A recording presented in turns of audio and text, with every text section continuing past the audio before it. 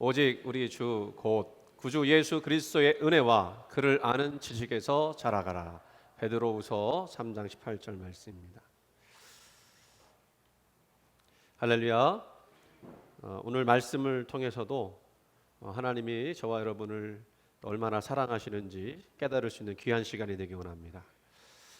그 문학 작품 중에요, 너무 유명해서 읽지는 않았는데 꼭 읽은 것 같은 느낌을 주는 그런 소설이 하나 있습니다. 그게 뭐냐면 지킬 박사와 하이드.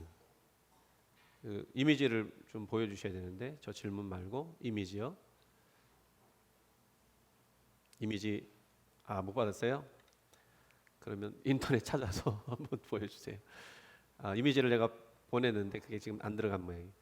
그 지킬 박사 하이드라고 하는 그 이미지를 제가 찾아보니까 제일 잘 나와 있는 것 하나가, 사람의 얼굴이 있는데 반쪽은 선한 얼굴이고 반쪽은 악한 얼굴이고, 그게 이제 지킬 박사와 하이드 모양인데요. 됐어요, 이제 안 해도 돼요. 네, 그 지킬 박사 하이드 내용을 다 아시죠? 네, 모르시는 분 있으셔도 조금 이야기하면 이해가 될 수 있을 것 같습니다. 이 소설은 인간의 다중성, 또 다중인격, 쉽게 말하면 이중인격을 그려낸 최초의 소설일 것입니다. 내용은 이런 거에 간단하게 얘기하면, 어느 마을에 지킬이라고 하는 박사가 살았는데요, 그는 의사이고 존경받는 사람이었습니다. 그런데 그가 어떤 약을 하나 먹으면 거기서 이 사람이 광포한 인간으로, 하이드라고 하는 인간으로 변신하는 것입니다. 이 하이드의 영어 그 발음은 그 하이드는 아닌데, 이름이 그 다른 알파벳인데, 그 발음대로 하면 숨어 있다, 숨다라는 그런 뜻이거든요. 숨어 있는 인격을 이야기하는 것이죠. 이 지킬 박사와 하이드를 쓴 그 스티븐슨이라고 하는 사람은 이 작품에서 뭘 그려내고자 했느냐면, 과연 인간은 선한 존재인가 아니면 악한 존재인가 하는 질문이었습니다. 스티븐슨이라고 하는 사람은 이 소설을 쓰면서 인간 안에는 선과 악이 동시에 존재한다, 이렇게 믿었어요. 그리고 그 선에서, 중요한 질문이에요, 선에서 악을 분리할 수 있지는 않을까. 두 개가 있다고 그러니까 이 선에서 악을 분리해 놓으면 선은 굉장히 선해질 거 아닙니까? 그런 질문에서 시작한 작품이에요. 만약 선과 악을 분리할 수 있다면 이 악이 주는 삶의 괴로움에서 해방될 수 있었을 것이라고 하는 그런 질문이었습니다. 그래서 악한 본성은 악한 본성대로 선한 본성의 그 양심의 가책이 주는 선한 본성에서 해방되어서 자신의 길을 가면 될 것이고, 또 선한 본성은, 이 착한 본성은 악한 본성이 저지르는 그 짓에 대해서 괴로워하거나 참여할 필요 없이 그저 기쁨이 되는 일만 하면 그렇게 인생을 살아가는 데 있어서 기쁨을 가질 수 있지 않을까 여긴 것입니다. 그래서 이 지킬 박사, 소설 속에 나오는 지킬 박사는요, 그 자기 안에 있는 악을 분리해내기 위해서 약물을 통해서 그 안에 있는 이 악한 본성, 이 하이드라고 하는 본성을 꺼집어낸 거예요. 그리고 이 약물만 있으면 그 하이드를 제어할 수 있다고 믿었습니다. 그러나 지킬 박사는요, 어느 순간부터는, 처음에는 그렇게 약을 먹으면 하이드가 나왔어요. 이 악한 본성이 나와서 자기의 선함과 분리됐다고 생각을 했습니다. 그런데 어느 순간부터는 약을 먹지 않아도 이 하이드가 자기에서 막 나타나는 거예요. 하이드로 변신을 하는 거죠. 근데 이 하이드가 너무 광포해지고 심지어는 막 사람을 살해하기까지 하니까 이 지킬 박사는 이 지킬 박사로 살아남기 위해서 또 다른 약을 먹었지만 소용이 없게 됩니다. 그러니까 자기가 제어할 수 없는 하이드가 계속해서 자기 마음대로 막 일어나는 거예요. 그래서 결국에는 그것을 제어하지 못한 지킬 박사가 하이드로 변한 채 인생을 스스로 마감하게 되었습니다. 지킬 박사의 생각에는 이 하이드는 자신하고는 전혀 다른, 자신이 원하지 않는 완전히 다른 인격체로 인식을 했지만, 점점 사악해지고 광포해지는 이 하이드가 결국은 자기 자신이었다. 인정하고 싶지 않았지만, 원하지 않았지만, 그 지킬 박사의 이 다른 면이, 완전히 떼어놓을 수 없는 그 악한 면이 바로 자신이었다라는 것을 받아들일 수가 없어서 자살하고만 만 것입니다. 소설 속에서는 이 지킬 박사는요, 의사이고 법학자이고 사회적으로 존경받는 사람이었습니다. 그런데 그 하이드는 아이를 괴롭히고, 그리고 동시에 사람을 살해하는, 그래서 모두 한 몸에 나타나는 별개 인격체 이렇게 그렸지만 사실은 스티븐슨이 소설을 쓰면서 말하고자 했던 것은 뭐냐면 이 인간의 양면성, 선함과 악함이 따로 떼낼 수 있는 것이 아니라 완전히 한 면이었고 같은 면이었고, 오히려 이 선한 면보다 나중에는 악한 면이 더욱더 강화되어져서 가는 모습이 바로 인간의 모습이라고 하는 놀라운 통찰을 보여주고 있습니다. 그래서 소설 속에 지킬 박사가 하려고 했던 것이 뭐냐면 이 자신 안에 있는 인정하고 싶지 않은 이 악과 죄성을 떨쳐버리고 싶어서 그 하이드를 분리한다고 생각을 해서 약을 먹었던 것이죠. 그 왜 그렇습니까? 인정하고 싶지 않아서 그래요. 자기 안에 나타나는 죄성을 인정하고 싶지 않아서 그랬습니다. 그래서 자신이 선행을 차곡차곡 쌓으면 그동안에 자신의 죄를 덮고 자신이 그 죄성에서 멀어질 뿐만 아니라 이제는 선하게 될 거다, 자기는 더 착하게 될 거라고 하는 생각을 가진 거예요. 이게요, 오래전에 쓰인 소설이지만 오늘날 현대인들이 하는 생각이에요. 무슨 생각입니까? 내 안에 악한 면을 인정하고 싶지 않아요. 그래서 이 선한 면을 자꾸 증강시키면 악한 것을 덮을 수 있다라고 여기는 것입니다. 그런데 소설 속에서 나타난 것은 뭡니까? 그 지킬 박사가 괴로워할 수밖에 없었던 이유가 있죠. 그가 선행을 하면 할수록 교만과 자기 중심성, 그 기세가 꺾어지는 것이 아니라, 이 악한 면이 점점 꺾어지는 것이 아니라 오히려 그 선행이 그를 더 우월감과 자기의와 교만으로 몰고 가서 하이드가 되게 만드는 거예요. 더 나아가서 이 지킬 박사는 죄책감을 모르는 하이드가 되어 버리는 거죠. 선한 행실을 더했음에도 불구하고 하이드가 된 게 아니라 선한 행실 때문에, 이게 참 중요한 부분이에요. 선한 행실 때문에 하이드가 된 거예요. 이해가 되십니까? 잘 이해가 안 되시죠? 이게 인간의 본성, 스티븐슨이 깨달은 인간의 본성이에요. 그러니까 우리는요, 자꾸 착한 일을 쌓으면, 선을 쌓으면 내가 착해질 거라고 생각을 해요. 그렇죠? 그리고 착해진 것 같고요. 그런데 우리가 뭔가를 쌓으면요, 인간이라는 게 참 묘하게 악한 것이, 내가 쌓은 것 가지고, 그것이 선행이든 부든 어떤 명성이든 그런 것이 쌓아지게 되면 자신도 모르게 다른 사람보다 우월한 존재로 여겨지는 교만이 점점점 쌓아지게 되고, 그 교만이 결국은 우리를 악으로, 더욱더 악이 더 증강되는 현실로 나가게 된다는 것입니다. 그래서 우리가 잘하는 거 있잖아요. 우리는 숨어서 죄를 짓습니다. 왜? 내 안에 있는 악함을 인정하고 싶지 않아서, 그것이 드러나는 것을 원치 않습니다. 우리 안에 있는 하이드가 나타나는 거죠. 숨어서 어떤 죄를 지어도요, 그리고 그 죄를 지으면서도 죄책감을 못 느껴요. 왜? 인정을 안 하니까. 이건 죄가 아니야 생각하고. 그리고 그런 회개가 혹시 발각된다 할지라도 잠시 지나가면 괜찮을 거라고 여깁니다. 어떠신가요? 제가 설명하니까 여러분 그런 마음, 여러분의 그 모습이 그런 것 아닌가, 이런 생각이 인정되지 않습니까? 네? 사도 바울은요, 이런 고백했죠. 자기 안에 있는 그 악한 모습을 깨닫고 나는 죄인 중에 괴수다, 그렇게 얘기했어요. 왜 고백을 했을까요? 바울이 선한 행동을 안 해서 정말 악한 일만 막 해서 그렇게 됐다는 얘기가 아니에요. 똑같아요. 지킬 박사하고 똑같아요. 지킬 박사가 선을 행하면 행할수록 자기는 선해질 거다 라고 생각했는데, 자신이 선을 행하면 할수록, 율법을 지키면 지킬수록 자기 안에 드러나는 이 악함이 더욱더 극명하게 보여지는 거예요. 자기가 지킬 수 없는 그런 율법들이 너무나 크게 보여지는 거예요.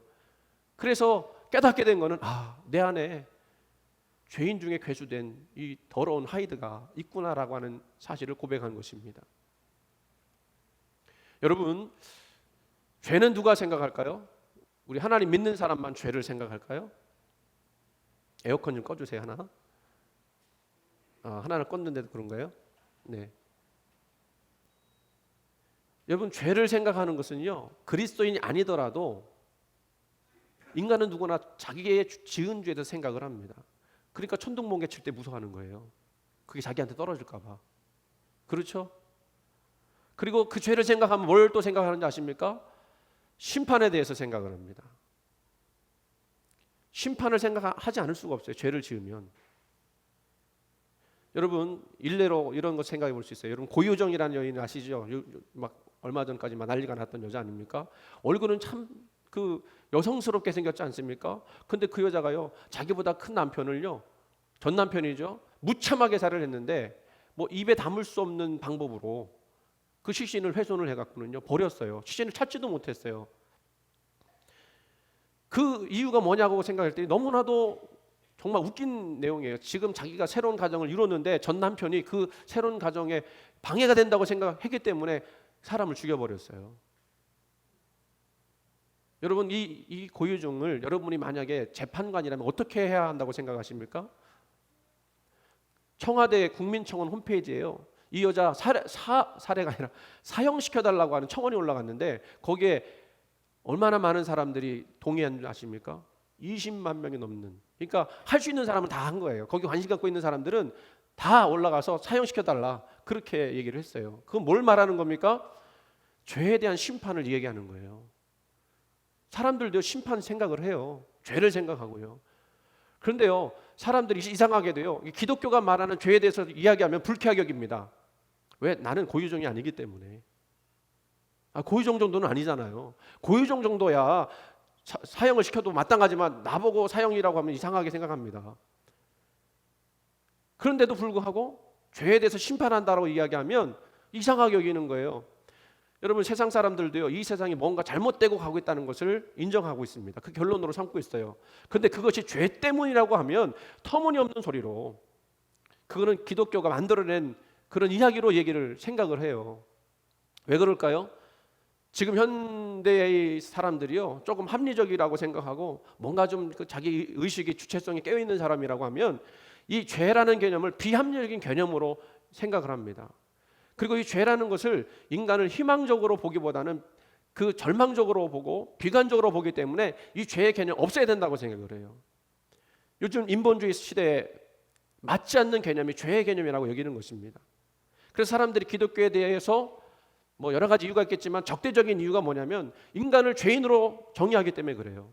사실 교회에 오면 죄인이라고 하면 기분 좋은 사람이 어디 있습니까? 그러나 세상이 뭔가 잘못되어져 가고 있다는 것을 인정한다면 그 이유가 뭘까를 생각해 봐야 될 거 아닙니까? 그 이유가 뭐예요? 과학이 발달하지 않아서가 아니에요. 윤리적 마인드가 어느 때보다 낮아졌기 때문이 아니지 않습니까? 과학은 과학대로 발전되었고 윤리적 마인드는 그 어느 때보다 높아졌지만 그런데 이상하게도 세상은 점점점 악해지는 이유는 바로 죄 때문이라는 거예요. 그게 뭔지 아십니까? 인간이 아무리 인정하고 싶지 않은 죄를 그래서 떼어내고자 했던 그 죄이지만 떼어내지 못한 죄, 통제하기 어려운 그 죄 때문에 이 세상이 점점 이상한 일들로 정말 입에 담을 수 없는 그런 악함으로 나가는 거예요. 정말 그거 생각하면 그렇지 않습니까? 인간의 본성과 사회에서 죄를 떼어놓고 설명할 수 있는 것들이 있을까요? 이기심, 탐욕, 그리고 그로 말미암은 광기, 그런 것들이 난무하는데 그것을 무엇으로 설명하겠어요? 죄 때문이에요. 죄 때문에. 여러분 안에도 죄가 있어요. 하이드가 있단 말이에요. 그렇다면 그 죄 우리 어떻게 해야 됩니까? 지킬 박사는요 그 하이드를 인정하지 않아서 떼놓으려고 했지만 오히려 그것이 자기를 압도해서 오히려 그 죄성이 더 증강이 돼서 견딜 수 없어서 죽었어요. 여러분에게 그 죄를 너무 쉽게 생각하지 말아달라 부탁하고 싶어요. 여러분 안에 있는 죄를 심각하게 생각하게 됩니다. 그 죄를 생각해야 회개의 기회가 있을 수 있기 때문에 그래요. 성경은 우리에게 말합니다. 의인은 없나니 하나도 없다. 이게 성경의 정의예요. 세상 사람들이 아무리 그걸 보고 기분 나빠할지라도 우리는 그것에 기분 나빠할 필요가 없어요. 왜냐하면 우리의 본질을 이야기해 줬으니까. 그리고 거기서부터 시작할 수 있으니까. 인정하고 싶지 않아도 우리는 죄인으로 태어났고 원죄 가운데 죄를 지을 수밖에 없는 존재로 나갈 수밖에 없는 겁니다. 그렇다면 우리는 그 죄에 대해서 해결책을 갖고 있느냐? 스스로 이 죄에 대한 것을 해결할 수 있느냐? 말씀드린 대로 어떤 사람들은요 선으로 악을 그것을 덮어버리면 악이 없어지는 거 아니냐.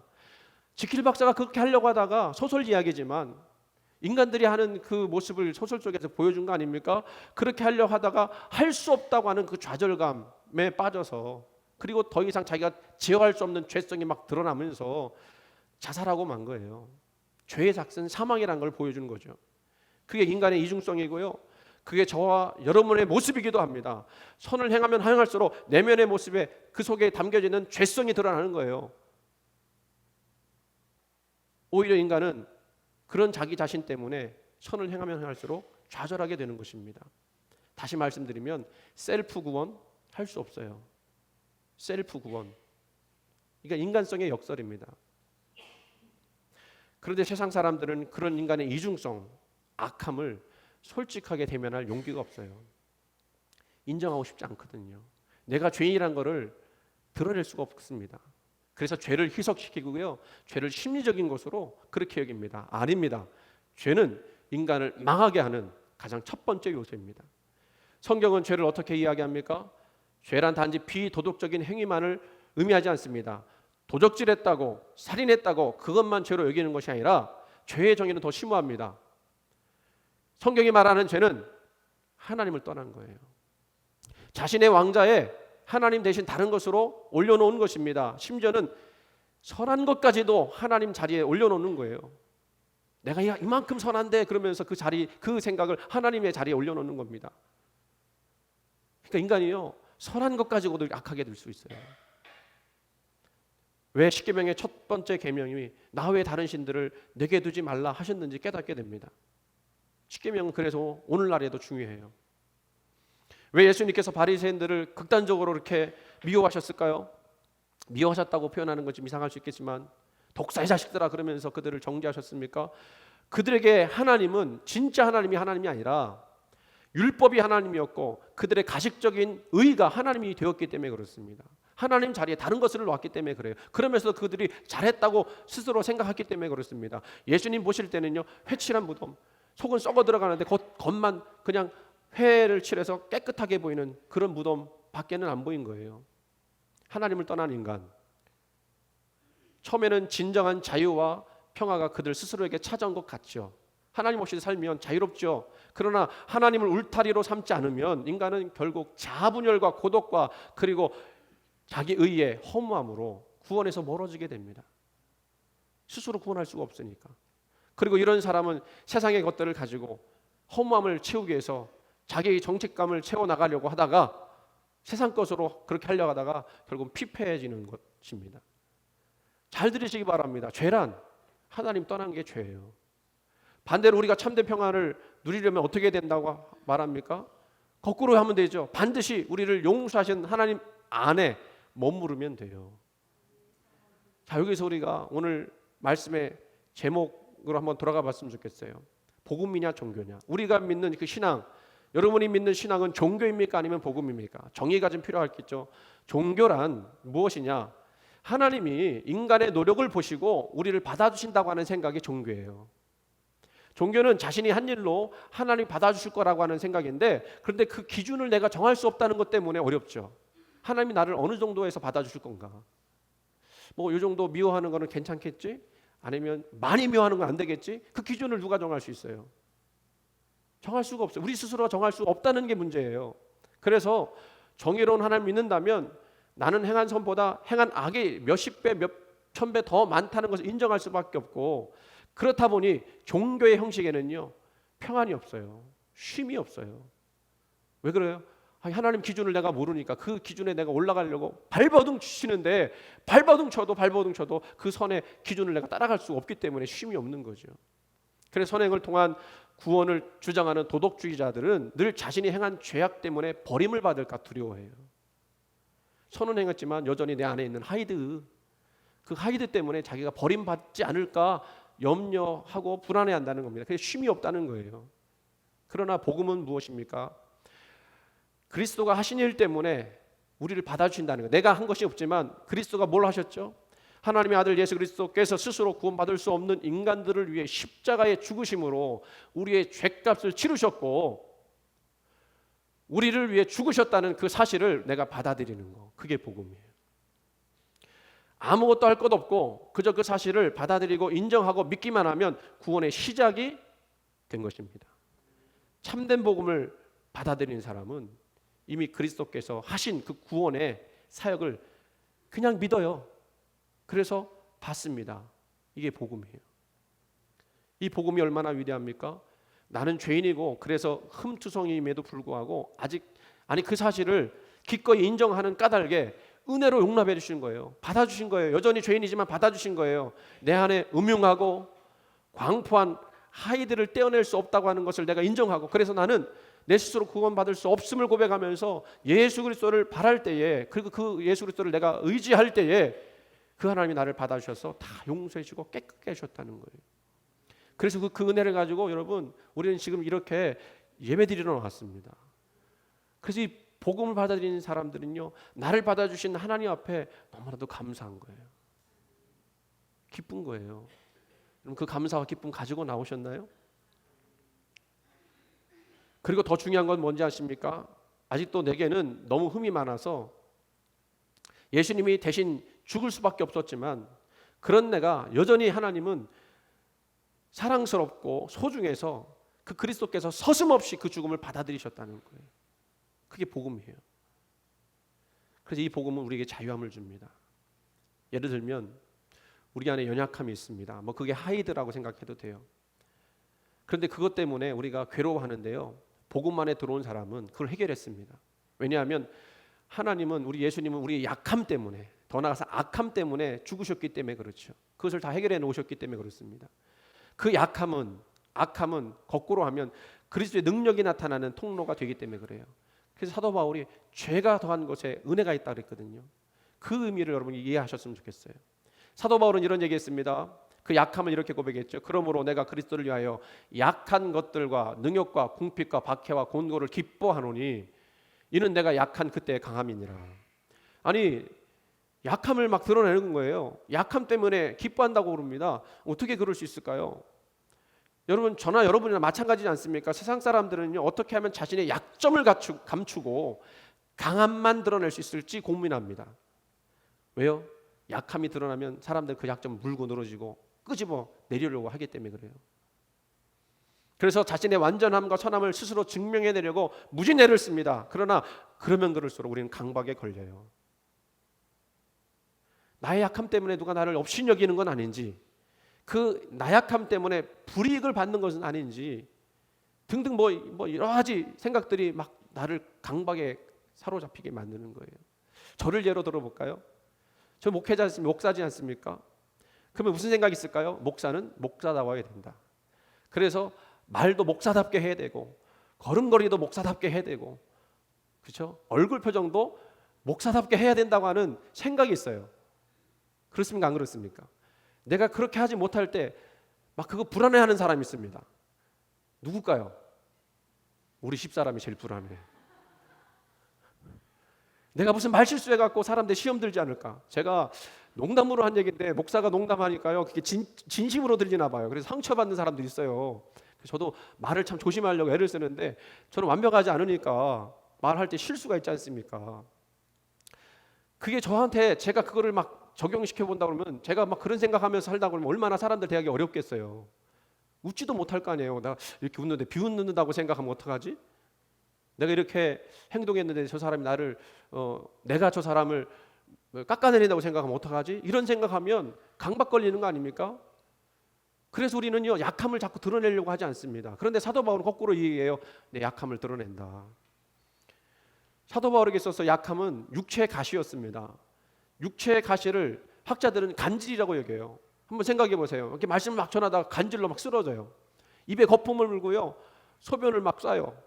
그러면 아니, 하나님 믿는 그 능력 있는 그 목사님이 아니 어떻게 저렇게 간질로 쓰러져 갖고는 입에 거품 물고 오줌 싸고, 아우 참 은혜가 안 된다라고 생각할 거 아닙니까? 그래서 사도 바울이 이것 때문에 이 약함을 거둬가 달라고 3번 기도했는데 하나님이 고린도후서 12장 9절에 뭐라고 말씀하셨느냐면, 나에게 이르기를 내 은혜가 내게 족하도다. 다 아시죠? 내 능력이 약한 데서 온전해짐이라. 그러므로 도리어 크게 기뻐함으로 나의 여러 약한 것들에 대하여 자랑하리니 이는 그리스도의 능력이 내게 머물게 하려 함이라. 바울이 어떻게 자기의 약점에 대해서 그렇게 자유할 수 있었을까? 이겁니다. 하나님이 나의 약함을 다 아시고 그 약함마저도 선하게 사용하셔서 그 능력을 베풀어 주실 것을 믿기 때문에, 그래 나 이거 내 힘으로 어쩔 수 없는 부분이니까 나 이거 그냥 오픈하고, 나 이런 약함이 있으니까 나를 위해서 좀 이해해주고, 그리고 나를 위해서 기도해달라고 이야기하면 되겠구나. 나 이래, 그래 나 이런 약함이 있어 라고 말할 수 있었다는 거예요. 여러분, 저와 여러분이 그렇게 되기를 바랍니다. 내 안에 있는 약함이 있어요. 그 약함, 물론 정말 하이드처럼 막 나 혼자만 고민해야 될 것도 있겠지만 그러나 우리가 오픈해서 서로 내가 이런 약함이 있어요, 내가 이런 부족함이 있어요, 나를 위해서 기도해 주세요 라고 말할 수 있는 공동체가 되어야 한다는 거예요. 하나님은요 이것을 복음이라고 여기시는 거예요. 우리가 은혜를 구하는 지점이 바로 여기지죠. 내가 약하나 그 약함을 탓하지 않으시고 그것을 통해서 능하게 하시는 하나님. 오늘 본문을 보세요. 우리가 구원받은 후에 영적 상태를 말합니다. 1절과 2절 다시 한번 같이 한번 읽겠습니다. 시작. 그러므로 이제 그리스도 예수 안에 있는 자에게는 결코 정죄함이 없나니 이는 그리스도 예수 안에 있는 생명의 성령의 법이 죄와 사망의 법에서 너를 해방하였습니다. 아멘. 1절 말씀 보니까요, 우리를 자유케 하시는 하나님의 은혜를 표현한 단어가 뭐라고 나왔냐면 결코 정죄함이 없다 그랬어요. 예수 안에 있으면 결코 정죄함이 없대요. 이 말씀 속에서 우리가 먼저 인정하고 나가야 할 것이 뭐냐면 우리는 죄인이라고 하는 불편한 진실이에요. 여러분 인정하세요. 여러분 죄인인 것을 인정하세요. 이걸 인정해야 여러분이 은혜 받을 수 있습니다. 그걸 예수 그리스도께서 그것을 받아주시고 그리고 그러면서 우리에게 자유함을 주셨는데 결코 정죄함을 주지 않겠다라고 약속하셨다는 것입니다. 정죄함이 없다는 얘기는요, 심판이 없다는 얘기 아닙니까? 여러분 고유정 보면서 전혀는 저놈이라고 하면 전현도 되잖아요, 그죠?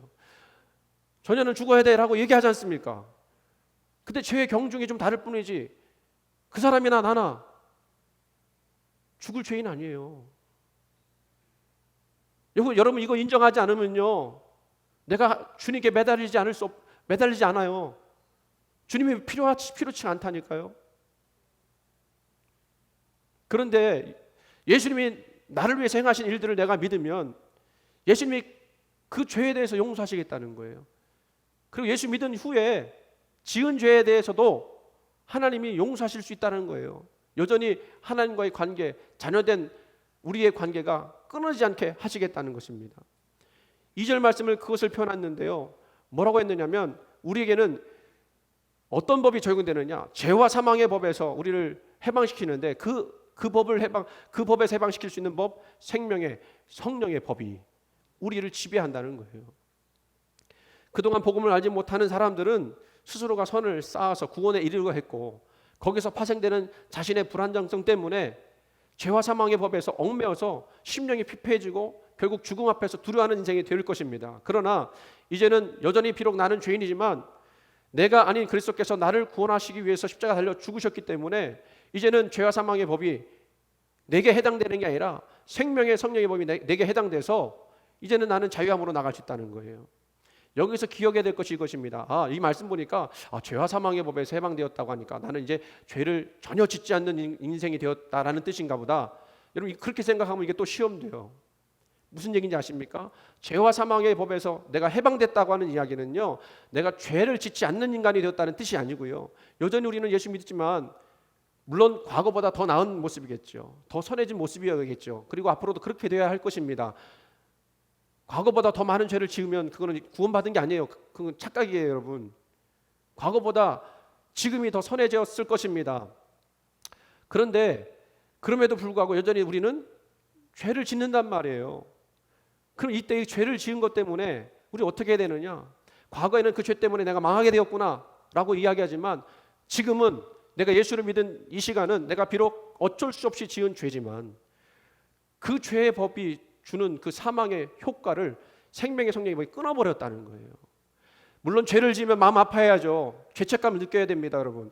그러면서 우리가 회개하게 되는 거예요. 회개할 때 여러분 누리는 자유는 뭐냐면 내가 이 죄 때문에 하나님과의 관계가 끊어진 게 아니라 여전히 하나님은 나를 사랑하셔서 하나님 자녀된 관계를 여전히 이어가고 계시다.